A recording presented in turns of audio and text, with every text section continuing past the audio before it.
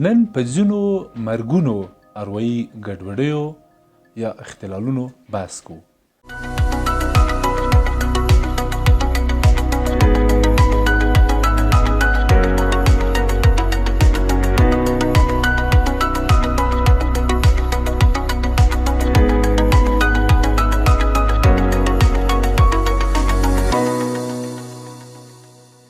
سلامونه دوستانو.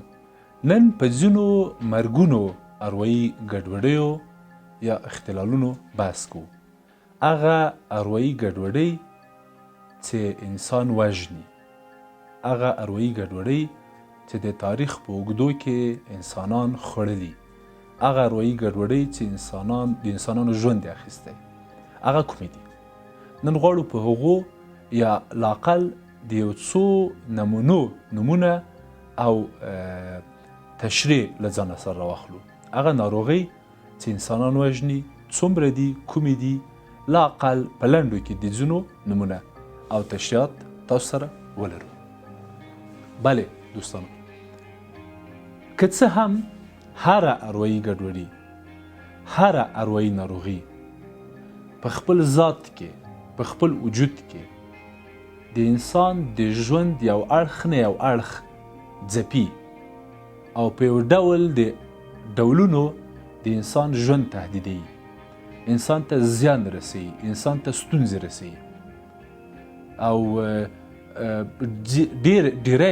ډیری اروایي ناروغۍ او اروایي ستونزې د انسان د ژوند په ډیرو اړخونو سیوری خپروي او زیان ورته رسوي. اما ځینې ناروغۍ هم شته چې هغه د انسان ژوند تهدیدوي، یعنی داسې ناروغۍ هم شته چې انسان وژني. په دې لړ کې یو څو تاسو سره نن شریکوم. لومړی اختلال چې غواړم تاسو سره شریکم دوستانو، هغه د کلوریبوسی سندروم یا ګډوډي یا اختلال ده. د کلوریبوسی سندروم کې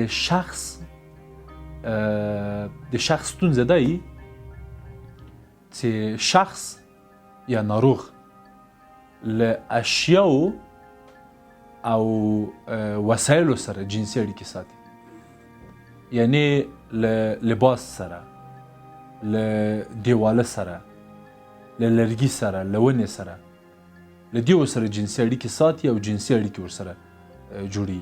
تاسو به ځینې وخت لیدلي ځینې خلک چې په دنیا کې هم چې خبرسازه سوي دي چې له پیزا سره یې واده وکړه یا مثلا له ونې سره یې واده وکړه یا ښه د څارویو خبره خو لا د اقل کولی سو ووایو چې یو ژوندی موجود ده او هغه نورې ناروغۍ دي چې انسانان له څارویو سره جنسي اړیکې ساتي. د کلوریبوسی په سندروم کې یا په ګډوډۍ کې فرد له اشیاو سره، له وسایلو سره، له ابزارو سره جنسي اړیکې نیسي او د دې ګډوډۍ پایله او پای مرګ ده. او دغه ناروغان معمولا د ژوند په اوږدو کې زر مړه سوي دي یا زر خپل ځان له لاسه ورکړی ده. لومړی دا ناروغي یا ګډوډي ده. دویم د پیښو یا تقلید ګډوډي ده یا په دري کې ورته اختلال ساختگی وایي. ساختگی یعنی خپله جوړ کړی د ناروغ. زموږ د قندهار د خبرو شی لا نسته، خو ده ځان ته ناروغي جوړه کړې، ځان ته ناروغي نومولې ده او دی دا خبره کوي چې زه ناروغ یم.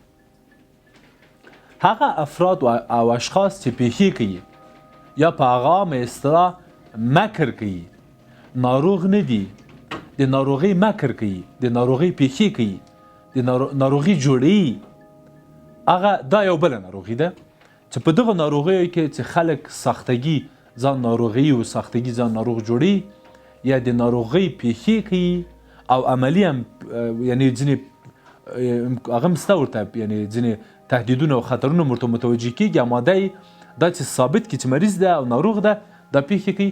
دا ګډوډي هم معمولا مرګونې ده او په دې کې معمولا زموږ ځینې مراجعینو ځان له لاسه ورکړی. درېیمه ګډوډي یا یوه بله اروایي ګډوډۍ یا ګډوډي چې انسان وزني یا مرګونه ده هغه د هویت د تجزیه ګډوډۍ ده. یعنی هغه ګډوډي چې په هغه کې د ناروغ هویت تجزیه کیږي او افکار او حافظه او د افکارو او حافظه تعامل سره ګډوډیږي او دا کله په یو نقش کې کله په بل نقش کې کله په بل نقش کې راځایریږي. تاسو به کله ځینې داسې انسانان لیدلي دوستانو چې اردو وایي، چینایي وایي، انګلیسي وایي، په یاد مو دي؟ لیدلي مو دي؟ اوریدلي مو دي؟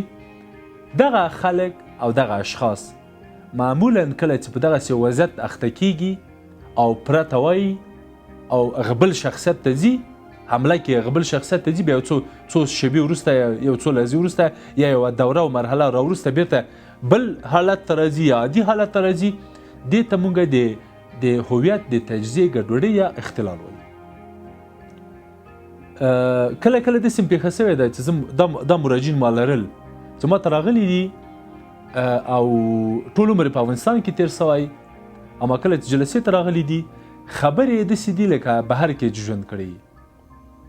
مثلا لکه یو بهرنی چې دری وایي، لکه یو بهرنی چې پښتو وایي، داسې هغه کوي، اکت کوي، داسې الفاظ کاري. مثلا په ژوند کې ایران ته نه ده تللی اما ایرانی فارسي یا د ایرانی فارسي لهجه کوي.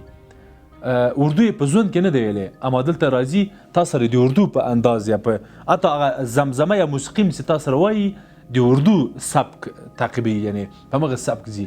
یا تاسو داسې فکر کوئ چې یو المانی تاسو ته پښتو وایي، داسې یو خیال کوئ. یا مثلا یو مراجع زما چې د مزار و اما لهجه د قندهار د دري ژبې غوندې وه، یا د پښتون ده دري لهجه کوي او د فارسي لهجه کوي چې په ژوند کې ایران ته نه ده تللی. دغسې علایم که تاسو ولیدل یا په بله ژبه ګویا کېدل یا خبرې مو ولیدلې، دا د نورو هویتي ګډوډیو تر څنګ دې ته مونږ د هویت د تجزیې ګډوډي وایو. دا ناروغي هم کله دا ځکه مرګونې ده چې دا په متفاوتو مختلفو شخصیتونو کې ځای په ځای کېږي او بیرته بیا بل شخصیت ته راځي، بیا بل ته راځي او په یوه کې هم ثبات نه لري، یو شخصیت هم ثبات نه لري او لکه تجزیه یا ټوټه انسان یا څو دانې انسان په دغه شکل ژوند کوي. دغه ډول افراد معمولا کم ژوند کوي. دا یو بله ګډوډي ده. بله د کوتارد توهم ده یا ناروغي ده. په دې ناروغۍ کې شخص د حس کوي، شخص یا دا ناروغ داسې تصور کوي چې ګڼې دی یو بل کس، یو بل انسان، یو بل شخص یا یو بل څه پکې وجود لري په ده کې ننه، یا دا یو بل څوک ده.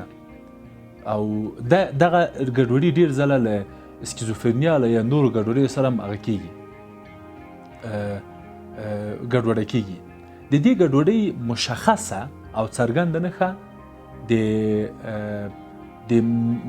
د مړي شتون ده. یعنی دا شخص داسې احساس کوي چې زه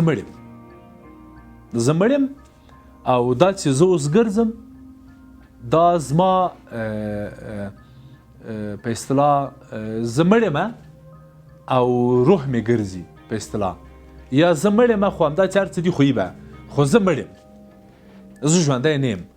او دا کله کله په مستقل ډول هم نه وي، کله کله ژور خفګان، کله کله سکیزوفرنیا، کله کله پارانویا او کله کله نورې ګډوډۍ هم ورسره وي.